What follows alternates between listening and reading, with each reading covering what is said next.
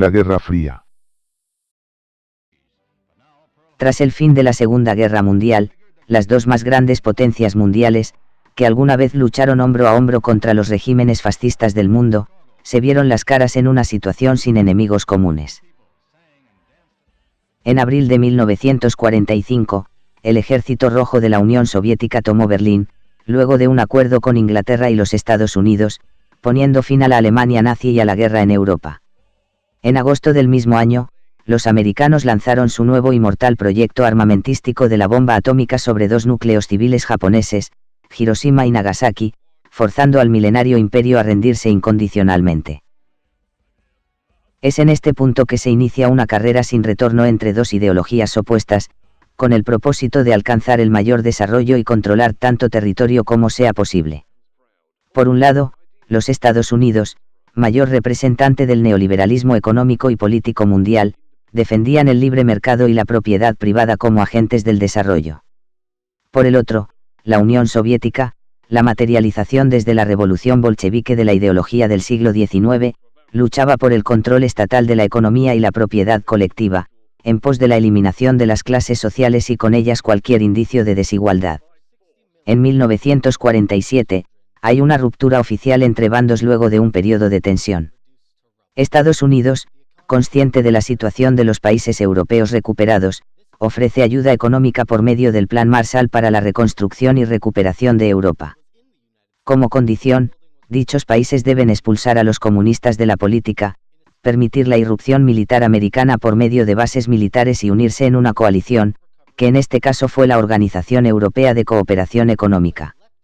Para el final del proyecto, en 1952, estos países europeos recibieron cerca de 13.000 millones de dólares. En respuesta, la Unión Soviética instaló las llamadas democracias populares en países como Polonia, Rumania, Hungría y Alemania Oriental, que realmente acabaron siendo dictaduras lideradas por sus partidos comunistas. Además, convocó a los partidos comunistas de Europa a una reunión en Polonia, donde se les invitó a luchar contra sus gobiernos regulares e instalar gobiernos socialistas, uniéndolos y asesorándolos a todos por medio de la Comifor.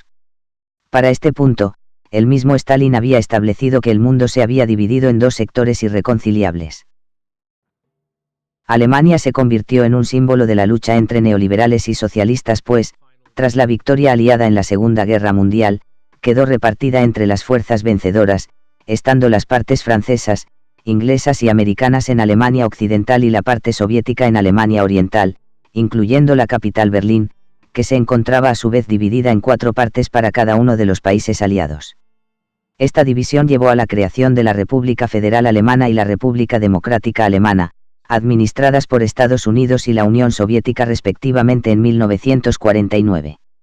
La Unión Soviética decidió aislar su territorio berlinés del resto con lo que Winston Churchill denominó la cortina de acero. En 1961, dicho bloqueo se concretó por medio de la construcción del muro de Berlín a instancias de las autoridades soviéticas. Una fortaleza que separaba el sector soviético de Berlín con el sector de influencia americana, y que se volvió un emblema del conflicto. De nuevo en 1949, y ante la creciente tensión internacional entre ambos bloques, se produjo la creación de más organizaciones tanto de tipo económico como militar. Estados Unidos firmó el Pacto del Atlántico, que integraba a Canadá y 10 países europeos entre los que destacaban Francia y Reino Unido. De dicho pacto surgió la OTAN, una organización de cooperación militar entre los países firmantes para proteger su periferia, que era comandada por el gobierno americano en Washington. Además, realizó pactos con Australia y Nueva Zelanda, la ANZUS, Tailandia y Filipinas, la OTASE, y otros países como Japón, Taiwán y Corea del Sur para proteger el Pacífico. También se alió con Turquía, Irak y Pakistán para controlar el Oriente Medio. En respuesta al actuar americano, la Unión Soviética buscó una manera de estrechar las relaciones con sus aliados tanto en Europa como en Asia, y así contar con ellos para el control del territorio por medios militares.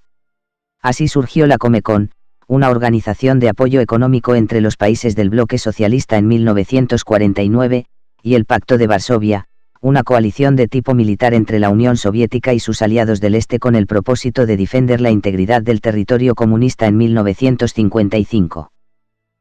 Si bien la Guerra Fría se caracterizó por ser un enfrentamiento más de carácter ideológico entre dos grandes bandos, así como una carrera por el desarrollo tecnológico y económico de sus países, y no un enfrentamiento armado directo en territorio de los beligerantes, sí se desarrollaron abundantes y crueles conflictos en la periferia, en los que tanto el bloque socialista como el neoliberal se vieron involucrados directa o indirectamente. Entre ellos podemos destacar la Guerra de Corea. Tras la derrota japonesa en la Segunda Guerra Mundial, la zona de las Coreas quedó ocupada por los bandos enemigos de la Guerra Fría. El sector de Corea del Norte era ocupado por la Unión Soviética, mientras que el sector de Corea del Sur estaba bajo control americano. A pesar de que hubo intentos patrocinados por la Organización de las Naciones Unidas y los mismos bandos ocupantes, las Coreas se rehusaron a la reunificación. Corea del Norte era gobernado por el dictador comunista Kim Il-sung y poseía un gran desarrollo industrial. Por su parte, Corea del Sur contaba con la mayor parte de recursos agrarios de la región y era gobernada por una dictadura militar proamericana. Luego de la subida de Mao al poder en China en 1950, Stalin impulsó a los norcoreanos a invadir Corea del Sur. Dicha acción provocó la entrada de tropas americanas al conflicto, quienes no solo detuvieron a las tropas norcoreanas, sino que comenzaron a avanzar sobre su territorio. Mas la aparición de tropas chinas en el conflicto lo llevó a su estancamiento y posterior final en 1953. Sin embargo, esto obligó a Estados Unidos a crear lazos con Japón, pues era un punto estratégico para mantener la zona coreana bajo control constante. La Guerra de Vietnam. Luego de la independencia de Indochina, los ocupantes franceses abandonaron la zona, dejando a Vietnam oficialmente dividido en dos estados independientes, Vietnam del Norte y Vietnam del Sur. El norte estaba dirigido por el comunista Ho Chi Minh, quien anunció que atacaría la zona sur, ante la negativa de los dirigentes de dicha zona a realizar elecciones y a una posible reunificación. Los comunistas asentados en el sur crearon su propia fuerza de combate, llamada Vietcong, y apoyaron la ofensiva desde dentro. Una vez estalló el conflicto, tanto la Unión Soviética como Estados Unidos se involucraron, proveyendo apoyo al norte y al sur respectivamente.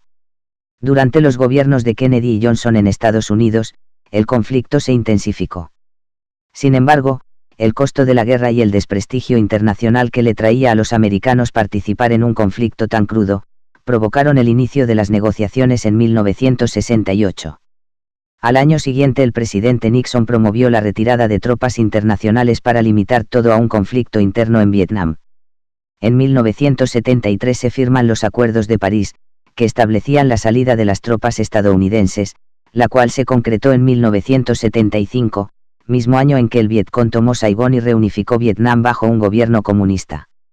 La Guerra Civil de Camboya. Camboya fue otro de los países surgidos de la independencia de la Indochina, y rápidamente se convirtió en un foco de conflictividad y enfrentamiento ideológico. Esto lo llevó a una cruda guerra civil en la que ambos bloques, el socialista y el neoliberal, se vieron involucrados brevemente. En 1967 surgen los llamados Khmer Rojos, una coalición paramilitar que buscaba derrocar, por medio de una guerra de guerrillas, al gobierno militar pro-occidental establecido tras la independencia.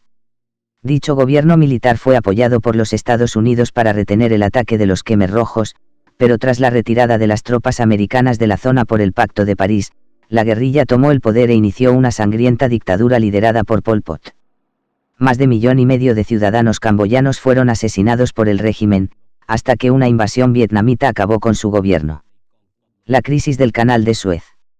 No se trató de un enfrentamiento real, sino de una situación de tensión entre los aliados de ambos bloques que, de no haberse tomado las medidas apropiadas, podría haber desembocado en un conflicto. En los años 50, la monarquía egipcia había sido derrocada y en su lugar se estableció una república neutral presidida por Gamal Abdel Nasser. En pos del desarrollo del país, el nuevo presidente planeó la construcción de la megapresa Asuán, para lo que requería apoyo económico internacional, el cual no fue brindado por los Estados Unidos y fue proveído en su lugar por los soviéticos. Como muestra de apoyo a los socialistas, el presidente egipcio decidió nacionalizar el Canal de Suez, una vía de tráfico en esos entonces controlada por ingleses y franceses. En respuesta, Inglaterra, Francia y su aliado local, Israel, ocuparon militarmente la zona. Los soviéticos amenazaban con responder a la provocación, por lo que Estados Unidos convenció a sus aliados de abandonar la región. A pesar de las diferencias, hubo periodos de coexistencia pacífica. En el caso de la Unión Soviética, los primeros pasos para la resolución de los conflictos se dieron tras la muerte de Stalin en 1953. Su sucesor, Nikita Jurushev, denunció en 1956 los horrores cometidos en pos de la doctrina de Stalin y anunció una serie de reformas a la ideología en materia de política exterior y democracia. En el caso de los Estados Unidos, el primero en realizar sutiles cambios a la política exterior fue el presidente republicano Eisenhower en su segundo periodo. Entonces se encargó de sacar de la política estadounidense a los políticos anticomunistas más radicales y parar las medidas de represión. Fue él quien se reunió por primera vez con un gobernante soviético luego del inicio del conflicto, específicamente con Jurushev en suelo americano. El cambio más significativo en los Estados Unidos los hizo el sucesor de Eisenhower, el presidente demócrata Kennedy, quien apostó por políticas de disminución de la pobreza y la discriminación, así como la apuesta por el desarrollo tecnológico y en política exterior, la convivencia pacífica con la Unión Soviética. En 1968 se limitaron las pruebas mientras que en 1973, los gobernantes Nixon y Brezhnev, americano y soviético respectivamente, firmaron un tratado de prevención de la guerra nuclear. Sin embargo, la intervención de ambos bloques en la situación política de Afganistán durante la década de los 70, así como el apoyo a bandos militares o revolucionarios de la región latinoamericana, como El Salvador, Honduras y Nicaragua, y el retomar las prácticas nucleares, reavivaron la tensión entre ambos bandos. Sin embargo, la vuelta al conflicto de la Unión Soviética acabó por encaminarla a su fin debido al poco aguante de su debilitada economía. A pesar de todo, los problemas no solo venían de afuera para los bloques, sino que tuvieron que lidiar también con muchas problemáticas internas debido a las diferencias de pensamiento existentes en cada uno de ellos, y que no podían ser controlados completamente por sus gobiernos. Los problemas para la Unión Soviética comenzaron en 1948, cuando uno de sus miembros, Yugoslavia, se negó a acoger las medidas políticas, económicas y sociales impuestas por el socialismo de Stalin. Stalin denunció el titismo, movimiento socialista independiente promovido por el gobernante de Yugoslavia, Josip Broz, mas no logró detenerlo. Luego, la Unión Soviética acogió con alegría a China luego de su revolución en 1949, pero 10 años después China anunció que seguiría una línea socialista propia e incluso instó a otros países del bloque a abandonar a los soviéticos. Además, tuvo que lidiar con movimientos de índole sindical y estudiantil producidos en masa en otros de sus países miembros, por ejemplo en Hungría y Checoslovaquia. En Hungría, el dirigente comunista Nagy juntó a las masas, declaró neutral al territorio húngaro y abandonó el Pacto de Varsovia en 1956. La reacción fue inmediata, y miles de tropas del Pacto de Varsovia invadieron el país. Nagy fue exiliado, encarcelado y ejecutado 2 años después. En Checoslovaquia, se formó en 1968 lo que llamaban un socialismo con rostro humano, que, aunque no cuestionaba el socialismo ni el Pacto de Varsovia, causó temor entre el alto mando comunista por su apertura y rápidamente ordenó la intervención de las tropas del Pacto de Varsovia. En el caso del bloque neoliberal, no experimentó problemáticas internas muy graves. Aunque su liderazgo casi obligado, así como su rivalidad con la Unión Soviética fueron muchas veces criticados por sus aliados en Europa. Es el caso del canciller de la Alemania Federal Willy Brandt quien, a pesar de la rivalidad entre socialistas y neoliberales, empezó a intentar tener un acercamiento con los dirigentes soviéticos de la Alemania democrática, diálogo por el cual ambas pudieron ser reconocidas por la Organización de las Naciones Unidas en 1973.